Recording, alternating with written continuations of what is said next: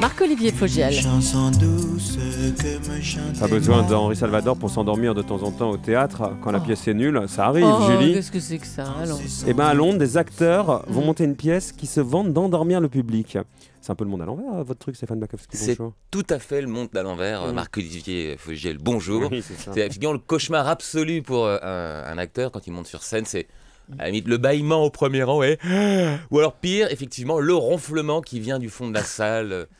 Dans le silence figé du public qui s'ennuie, ça c'est le cauchemar absolu. En juin prochain à Londres, il y a une troupe qui s'appelle le Barbican Theatre qui va monter une pièce. Donc comme vous le disiez, le but n'est pas ni de faire rire ni de faire pleurer, mais de faire dormir, de faire piquer du nez tout le public. Et en plus, il faudra payer 47 € la place pour aller voir ça. Donc ça fait un peu penser à une arnaque ou à de l'art conceptuel, ce qui est un peu pareil. Normalement, on a l'artiste contemporain qui aurait fait un spectacle tellement chiant qu'il aurait mis des lits là, dans le public pour permettre aux gens de se reposer. Et bien pas du tout, parce que la troupe qui fait ça est une troupe qui a beaucoup de talent, en tout cas qui a été reconnue pour ça.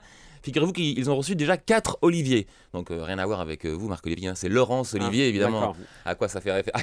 S'ils avaient remis des Marc-Olivier, c'est moins bien. Les Molières anglais. Donc 4 Molières en quelque sorte pour cette troupe. Un triomphe international jusqu'au Japon. Et leur nouvelle pièce, là, qui va sortir au mois de juin, s'appelle Lullaby. Alors Lullaby, ça veut dire berceuse en anglais. Lullaby. Lullaby, exactement. Eh oui. Eh bien, voilà, une bonne berceuse. Vous voyez, ça, c'est quelque chose d'agréable pour le public. Ça vous dirait pas, vous, là, ce matin, de vous remettre au lit, de refourrer votre tête, là, comme ça, doucement, au creux de l'oreiller? Eh bien, c'est le but du spectacle, c'est de vous faire recréer cette sensation pour le public, c'est-à-dire la sensation de l'enfance, quand on vous chantait une petite chanson avant de vous endormir et d'éteindre la lumière. Bonne nuit Marc-Olivier, bon dodo. Voilà, ce délice de l'enfance, le spectacle se propose de le faire revivre. Alors, simplement, il ne s'agit pas de s'endormir la tête sur l'épaule de son voisin en bavant un peu comme au théâtre. Là, tout sera prévu pour passer une bonne nuit. Non, pas du tout. Vous viendrez en pyjama, vous amènerez votre brosse à dents.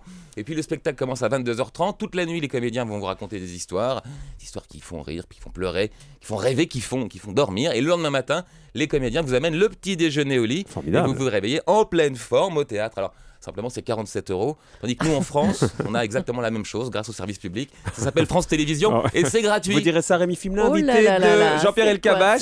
C'est un peu à lui que je le dis en même temps. À 8h. Le mercredi, Philippe le fait pour dormir, c'est idéal. Vous direz ça, Philippe le fait. Merci Stéphane, vous revenez à 9h, peut-être.